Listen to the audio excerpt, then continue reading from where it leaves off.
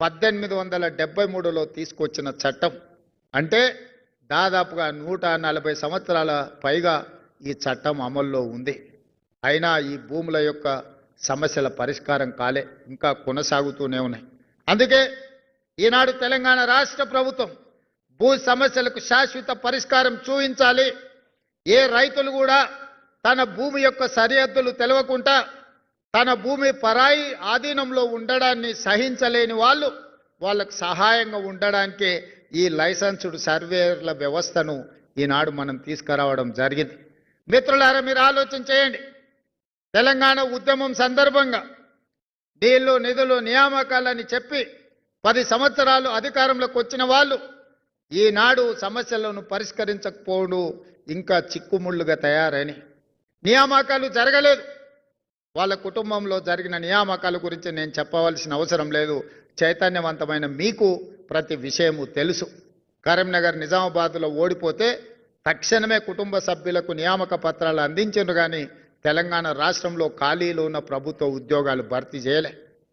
పేదలు, దళితులు, గిరిజనులు, ఆదివాసీలు, బలహీన వర్గాలకు, నిరుపేదలకు సంబంధించిన తెలంగాణ ఉద్యమంలో పాల్గొన్న తెలంగాణ నిరుద్యోగ యువత ఉద్యోగ ఉపాధి అవకాశాల కోసం అశోక్ నగర్ చౌరస్తాలను, దిల్సుఖ్ నగర్ చౌరస్తాలను, అమీర్పేట్ చౌరస్తాలను 10-12 సంవత్సరాలు నిరుద్యోగ యువకులుగా తిరుగుతూనే ఉన్నారు. నోటిఫికేషన్లు ఇవ్వరు. ఇచ్చిన నోటిఫికేషన్లకు పరీక్షలు పెట్టరు. ఒకవేళ పరీక్షలు పెడితే ఆ పరీక్షల యొక్క ప్రశ్నాపత్రాలు జిరాక్స్ సెంటర్లలో పల్లి బఠానీలుగా అమ్మే పరిస్థితి.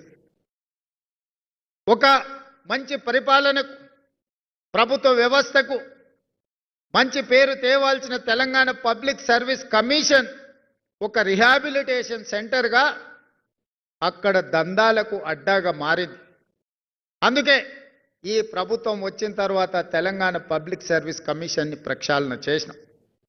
నూతన చైర్మన్లను, సభ్యులను నియమించడం.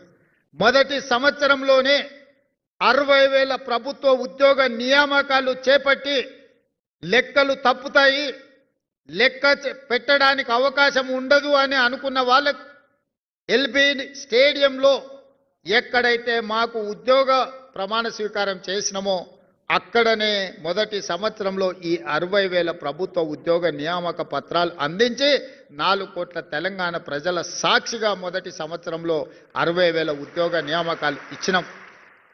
ఇవే కాదు, గ్రూప్ 1లో 5 లక్షల మంది పరీక్షలు రాశారు. గ్రూప్ 2లో 5 లక్షల మంది అప్లై చేస్తే 2.5 లక్షల మంది పరీక్షలు రాశారు. ఎన్నో కేసులేసి, ఎన్ని చిక్కుముళ్ళు వేసి నిరుద్యోగ యువకుల జీవితాలతో చెలగాట మాడుతుంటే అన్ని కేసులను సమయస్ఫూర్తితో న్యాయస్థానాలలో సుప్రీంకోర్టు వరకు కొట్లాడి ఈ మధ్యలోనే దసరా పండుగ కంటే ముందు 562 మంది గ్రూప్ 1 ఉద్యోగాలు ఉమ్మడి రాష్ట్రంలో కూడా అన్ని నియామకాలు జరగలేదు. 2011లో గ్రూప్ 1 పోటీ పరీక్షలు జరిగితే మళ్ళీ 2025లో 15 సంవత్సరాలు గ్రూప్ 1 నియామకాలు జరగకపోతే ఈ ప్రభుత్వం పరీక్షలు పెట్టడమే కాదు, ఫలితాలు ప్రకటించడమే కాదు, నియామక పత్రాలు ఇదే శిల్పారామంలో 562 మందికి స్వయంగా మేమే నియామక పత్రాలు అందించినాం. అదేవిధంగా నిన్ననే 783 మంది గ్రూప్ 2 ఉద్యోగాలు నిన్న నియామక పత్రాలు అందించడం జరిగింది. తొందరలోనే గ్రూప్ 3, గ్రూప్ 4 మొత్తం 11,000 ఉద్యోగ నియామకాలు తొందరలోనే వాళ్ళందరికీ నియామక పత్రాలు అందించబోతున్నాం. ఇవాళ లైసెన్స్డ్ సర్వేయర్లు దాదాపుగా 3,456 మందికి ఈరోజు మనం బాధ్యతలు అప్పచెప్పబోతున్నాం. ఇవన్నీ తెలంగాణ రాష్ట్రాన్ని ఈ దేశ ముఖ చిత్రం మీద ఒక అభివృద్ధి చెందిన తెలంగాణ రాష్ట్రంగా, ఒక ఆదర్శవంతమైన తెలంగాణ రాష్ట్రంగా, దేశంలోనే మొదటి స్థానంలో నిలబెట్టే తెలంగాణ రాష్ట్రంగా తీర్చిదిద్దాలి అని మేమందరం ప్రయత్నం చేస్తున్నాం. అందుకే ఈనాడు తెలంగాణ యొక్క ప్రణాళికల్ని భవిష్యత్తు కోసం మనం రచించుకోవాలని తెలంగాణ రైజింగ్ 2047 అనే ఒక విజన్ డాక్యుమెంట్ని తీసుకురాదలుచుకున్నాం. 2047 అని మీకు ఎందుకు అనుమానం రావచ్చు.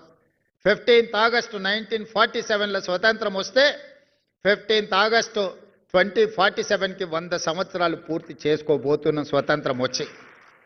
మరి 100 సంవత్సరాల స్వతంత్ర ఉత్సవాలను జరుపుకోబోతున్న తెలంగాణ రాష్ట్రం దేశానికే ఆదర్శంగా నిలబడి అభివృద్ధి చెందిన రాష్ట్రంగా రాణించాల్సిన అవసరం ఉందా లేదా మీరు ఒక్కసారి ఆలోచన చేయండి. అందుకే మిత్రులారా, ఈరోజు విజన్ డాక్యుమెంట్ను ప్రణాళిక చేస్తున్నాం. మీరందరూ మీ సలహాలు సూచనలు ఇవ్వండి. ఈ తెలంగాణ రాష్ట్ర ప్రభుత్వం ఏ చట్టం చేసినా ప్రజలను భాగస్వాములను చేయాలని నిర్ణయించుకున్నాం. సమస్యలు తెలిసిన వాళ్ళను పరిష్కారం అడగడం ద్వారా వాళ్ళ సూచనలు తీసుకొని చట్టాలను చేసే ఆలోచన ఈనాడు మనం చేస్తున్నాం. అందుకే ఈరోజు విజన్లో మీరు పాల్గొనండి. రాబోయే 2047కి 1 ట్రిలియన్, ఈరోజు 2034కి $1 ట్రిలియన్ ఎకానమీగా, 2047కి $3 ట్రిలియన్ ఎకానమీగా తెలంగాణ ఆర్థిక పరిస్థితులను అభివృద్ధి చేయాలనుకుంటున్నాం. ఇవాళ దేశంలో తెలంగాణ రాష్ట్ర జనాభా 2.5%. దేశ ఆర్థిక వ్యవస్థలో మనం 5% ఈరోజు కంట్రిబ్యూట్ చేస్తున్నాం.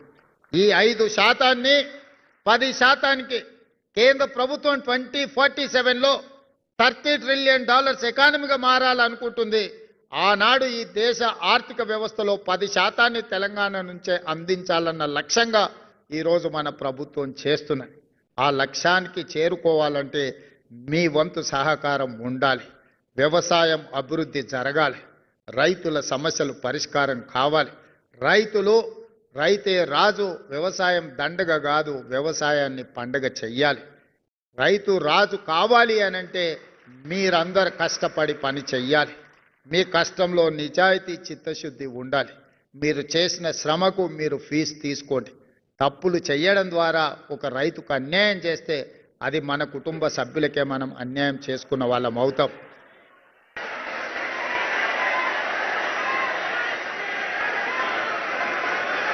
అందుకే మీరందరు కష్టపడితే ఈ తెలంగాణ రాష్ట్రానికి, ఈ ప్రభుత్వానికి మంచి పేరు వస్తుంది. రేపటి నుంచి మీరు లక్షలాది మంది రైతులను పరిష్కరించడానికి మీరందరూ ఇక్కడి నుంచే బాధ్యత తీసుకొని బయలుదేరబోతున్నారు. ఇంతకు ముందే పొంగులేటి శ్రీనివాసరెడ్డి గారు మీతోని ప్రతిజ్ఞ చేయించిండు, మీరు చెయ్యాలి మంచి పనులు అని. అందుకే ఈనాడు ఈ ప్రభుత్వం యొక్క ఆలోచనను, గురుతరమైన బాధ్యతను మీ భుజ స్కంధాల మీద పెట్టి గ్రామీణ ప్రాంతాలకు, తండాలకు, గూడాలకు పంపిస్తున్నాం. మాకెవరు ప్రతినిధులు లేరు, మాకెవరికి ప్రత్యేక సైన్యం లేదు. మా ప్రతినిధులు మీరే, మా సైన్యం మీరే. రేపు తెలంగాణ పునర్నిర్మాణం చేసేది మీరే. తెలంగాణ పునర్నిర్మాణంలో మీరు భాగస్వాములు కావాలి. మీరు ఈ తెలంగాణ రాష్ట్రాన్ని అభివృద్ధి చెయ్యాలి. మీరందరూ అందుకు సిద్ధమేనా? మీరు తెలంగాణ అభివృద్ధిలో భాగస్వాములు కావడానికి సిద్ధమేనా? సిద్ధం అనుకున్న వాళ్ళందరూ పెద్ద ఎత్తున చప్పట్లు కొట్టడం ద్వారా 4 కోట్ల ప్రజలకి సందేశాన్ని చేరవేయాల్సిందిగా తెలియజేస్తూ మీ అందరి దగ్గర సెలవు తీసుకుంటున్న